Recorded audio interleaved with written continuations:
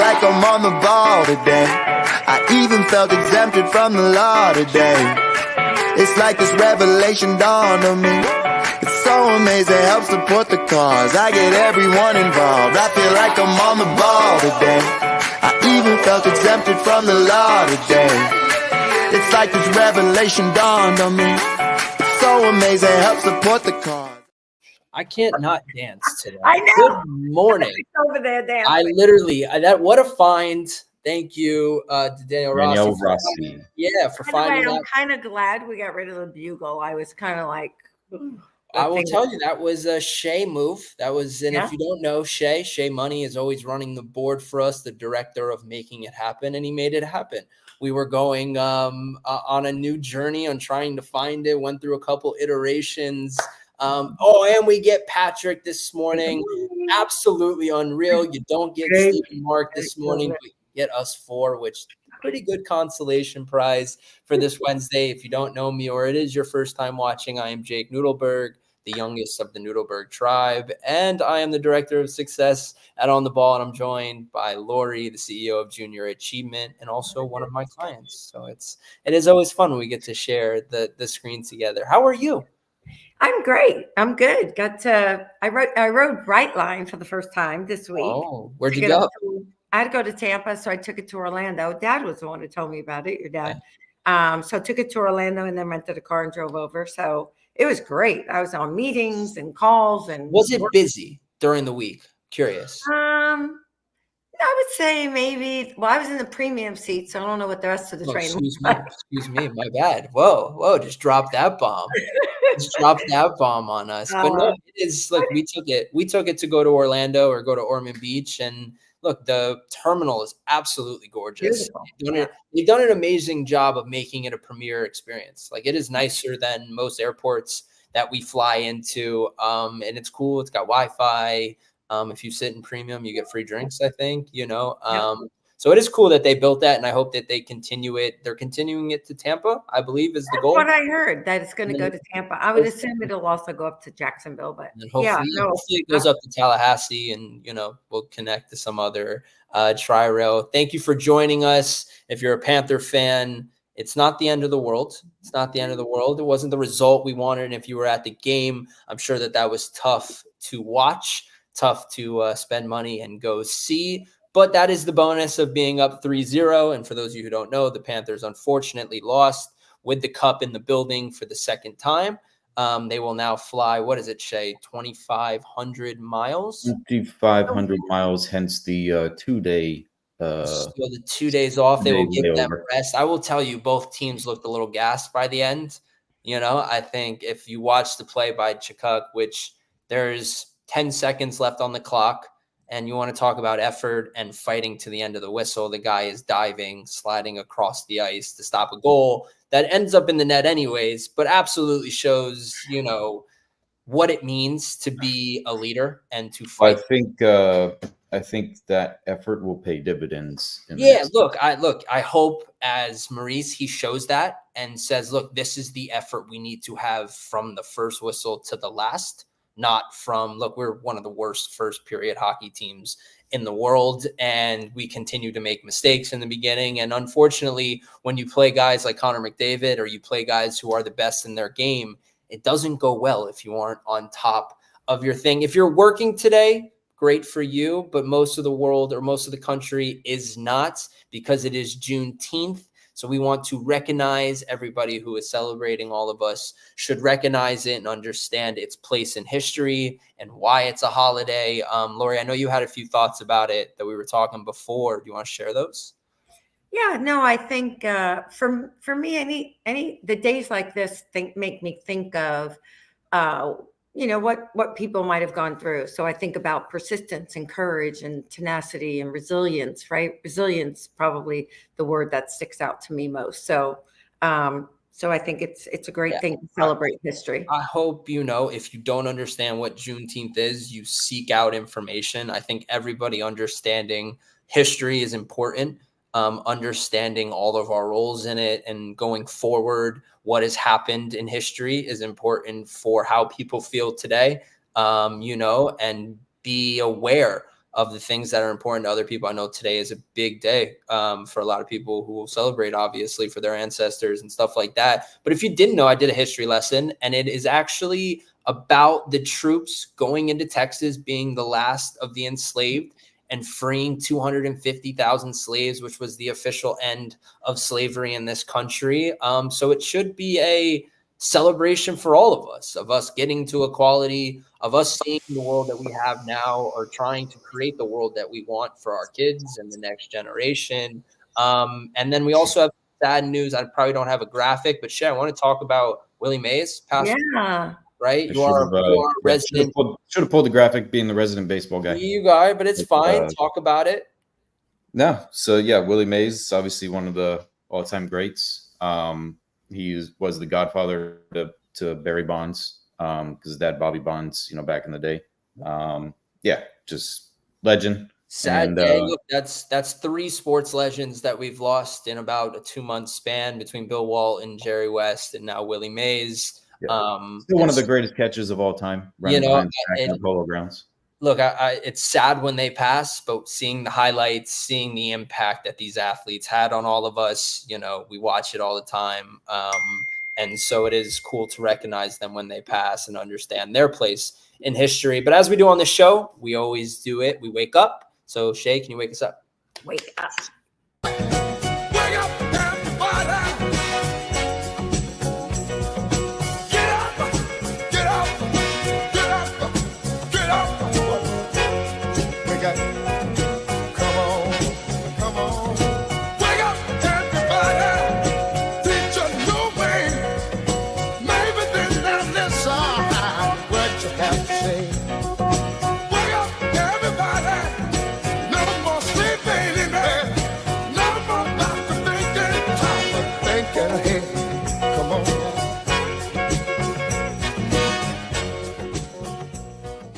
I do want to give one more shout out before we go on. I meant to do this yesterday and forgot. Our good friend, our lawyer, Jason Weiss, as he always does, surprised us with a gift and our favorite saying on this show, living the dream, got us hats. Mark, you have another living the dream hat coming for you.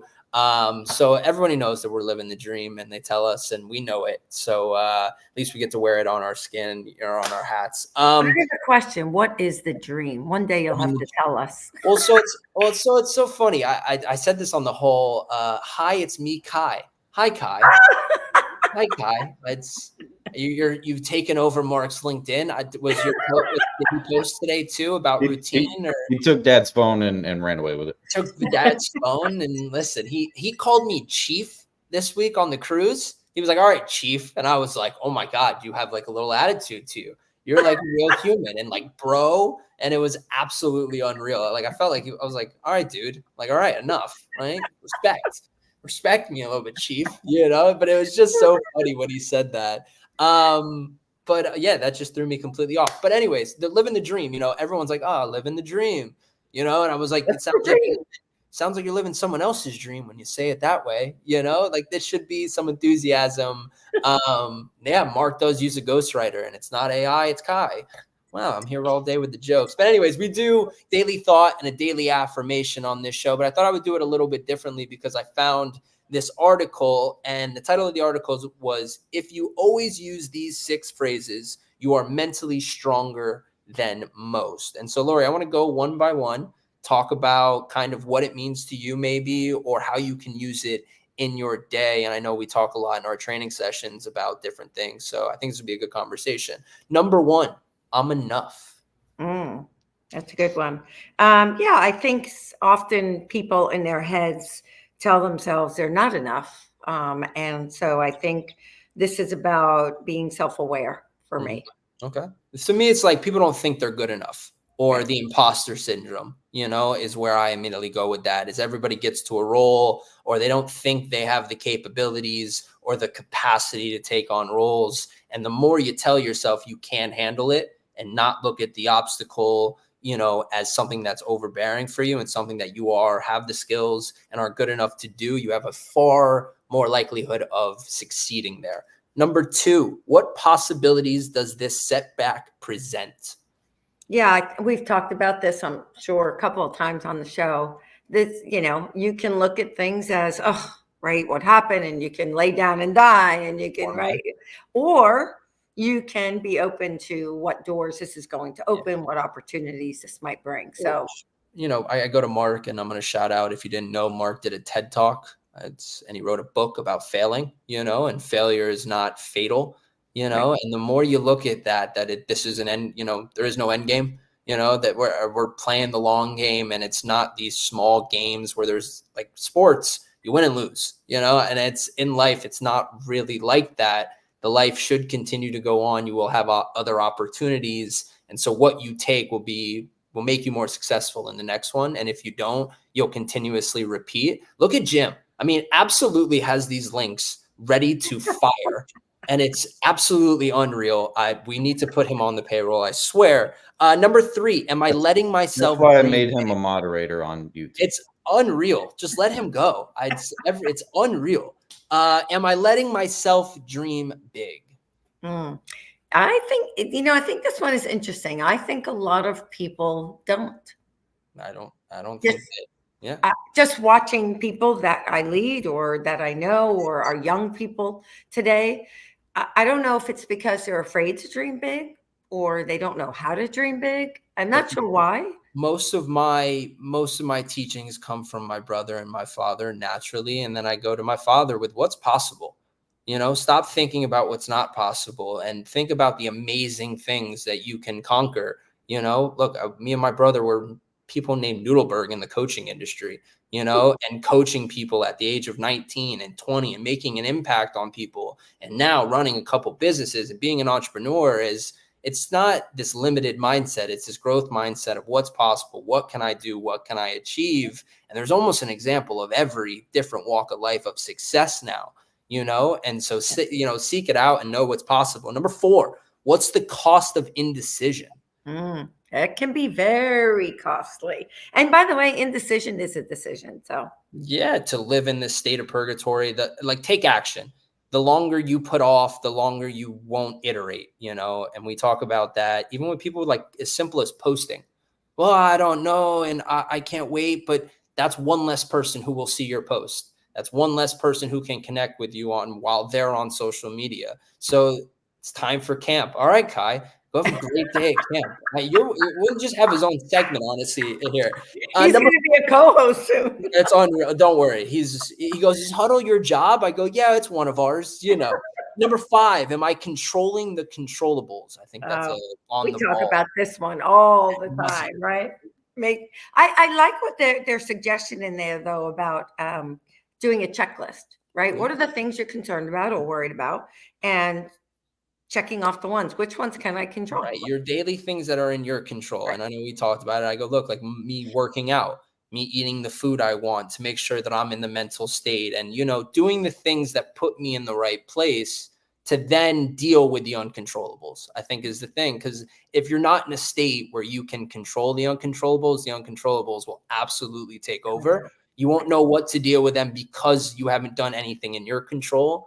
And so, we talked about it last night, obviously, with your example, but the better you are mentally, the more you can take on, and shoulder the load. Number 6, I don't have to do this. I get to do this. It's all about gratitude. Listen, and if Huddle is an example of this, we don't have to do this. We love doing this. We love making this a part of our day to give away information. It makes our day better. We hope it makes your day better. But those are 6 phrases. Look, then there's information on every website that puts you in the right mindset. Make sure you're asking yourself the right questions, telling yourself the right things so you can go achieve great things. Shay, let's play some motivational music. And then I have 2 great pieces of content.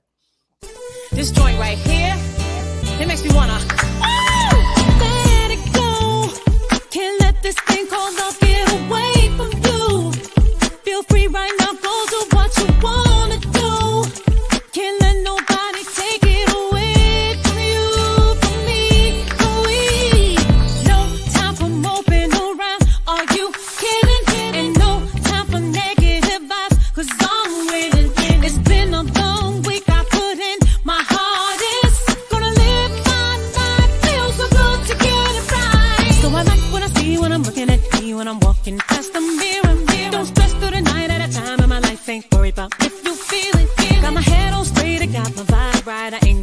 to kill it. See, I would change my life just fine, fine, fine, fine, fine, fine. Ooh, fine, fine, fine, fine, fine, fine. Ooh, just fine, fine, fine, fine, fine, fine. Ooh, see, I would change my life. I Oh, just I wanna got to add this to my playlist. I love that song. I think I even got Shay to start bopping his head down there. I think every three of us were bopping our head. Mary J. Blige, obviously a great way to start the day. But something really cool came out of social media this month, and it was really focused on creative ways of marketing. And there was a company out of San Francisco that spent $15,000 having pizzas delivered to prospective clients. And it had all their branding on it, right? And so here's the story. On April 4th, the 26-year-old sent out more than 1,000 pizzas from local pizzerias in New York and San Francisco. In the boxes adorned with his company's name and contact information, any pies unable to be delivered were donated to delivery drivers, all of whom received tips of a couple $100s per driver. He spent roughly 15,000% on pizzas, packaging, and targeting delivery to potential clients, venture capital firms, and even tech influencers with large social media followings. It worked. Roughly 75 of the companies that received pizzas have now become clients, creating a bump of more than 1 million in annualized net revenue. Lori, you're a CEO of a company, right? How do you encourage your organization to be cutting edge, to try new things? Because I don't think that traditional marketing, traditional sales is going to work anymore. So we have actually been doing something very similar to this over the last, I would say 5 years maybe. And I think the idea actually came from On the Ball, when it was On the Ball marketing. And I remembered, I think it was Steve telling a story about how they sent a baseball base, and to a client or potential client. And I remember thinking about how could we use that in nonprofit with our donors or potential donors. And so every year around this time, we start planning, well, we already planned it, but we start sending out gifts, something that has some sort of meaning and has a cute little saying with it. And it really is to open the doors to get that meeting with either a current donor, to have a meeting with them and just catch up, or a new donor. And the other part of it was, I can tell you from being on the other side of this, right? When I was giving out money with PNC, literally I would have stacks on my desk of envelopes with sponsorship packages printed out. Those envelopes never got opened. There just wasn't enough time to even open them. It was somebody who went, right, and did something a little bit different. It didn't have to be anything expensive, but just something clever, right? We did this with coffee mugs one day and beans in it, and said, grab life by the beans, and hey, can we get a cup of coffee, right? Something that catches their attention and makes you stand out. Right. I think the ROI. I love that the article dove into actually talking to one of the people now that works with the company. And they said the simple fact that they took the effort to be different. Right. They go, we don't even really care what it was. They were like, we work in an industry where it's so much cold, so much virtual reach out, so many emails. And he goes, finally, somebody in that space didn't use all the technology that we've been given and went old school. And I know that me and Dad are going to talk tomorrow a little bit more about old school, but he said, like, who doesn't want pizza? Well, we're going to say no to the pizza. Like, it was from a good pizza place, and it was funny. The owner of the company started going in talking about, well, we almost sent them swag, things that they can wear. But then we were like, they might not use it, and then it was champagne was another one, was too expensive and also might not use it. And so went above and beyond. And I just think if you look at all the marketing that people are doing, it's just different now. It's more about entertaining and informing the customer about your product in fun ways. Like I just bought a t-shirt from this jean company. And the reason I did is because they like curse in all of their marketing. They're like, you'll never wear fucking khakis again, was like one of their things. And I thought it was one of the I just thought it was really funny, and everything was like their delivery. Like it even says, if your delivery doesn't upload in 2 days, sometimes the fucking computers stink, or like some, or like, all these like cool ways, and all of them are like memes on their social media. And I just saw Gary Vee, and we had this conversation at On the Ball, just talking about marketing and where the industry is going, is that there is a girl who's going around and is challenging business owners that she can grow her following or grow their following by not talking about the product at all, you know? And like she's doing funny videos, and she then had Gary Vee pop a can, you know, and is like the fastest person to get to 500 million followers, eyeballs. So I think the game is changing. Look, it's so hard to capture someone's attention. So in your outreach, in your marketing, if you're not going the extra mile to at least look creative, you're going to get passed by. Because I just think people are going to be enamored with other things, and people want to do business with something that excites them, with a company that's trying to be different. And so it's just a great story. And then I want to talk about one more thing, because I love that he talked about tipping the drivers. So it's a natural. Everybody's talking about the tipping culture in America right now. Everywhere you go, they are flipping the screen around to say tip. The other day I saw 30% on takeout. Yeah. One of the options. Why would I tip you 30% on takeout?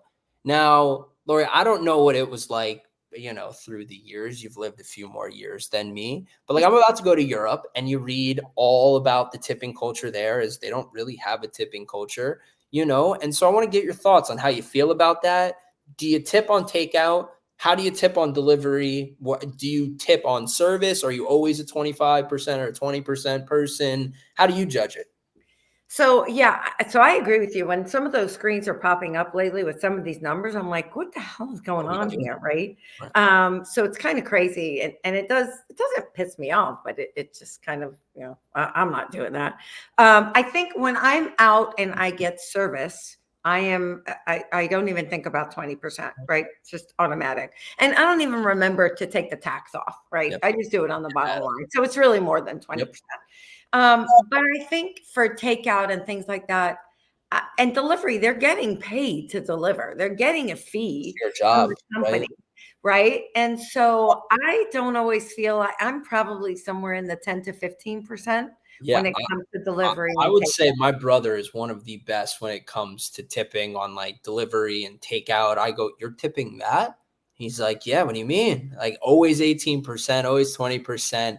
I just think that we're in this tipping culture of everybody's expecting it, that the service has gone down. They're no longer working for the tip per se, which I don't know is right, because a lot of business owners or restaurant owners aren't paying their people, you know, the right wage and relying on tips. But it does seem that the service industry has gone down, you know, and you know, I think part of it is the restaurant owners or whoever, right? The stores have the owners. The business people have put the onus on the responsibility on us to pay their employees. Which I pay my employees to give you the best service, whether you're a student or teacher or volunteer or donor. They get paid, right? Part of customer service is a big part of their job. So why am I paying for them to give me service when it should be part of your business plan and your business model? So pay them what they deserve to get paid in order for them to give us the service we deserve. So I do feel like they're shifting, pawning it off, but and they're raise the price on the food. Every piece of food is more expensive now. Uber Eats is exponentially more. But you can't have it both ways, though, Jake. Right? So if what I'm saying, if that's the way I feel, right?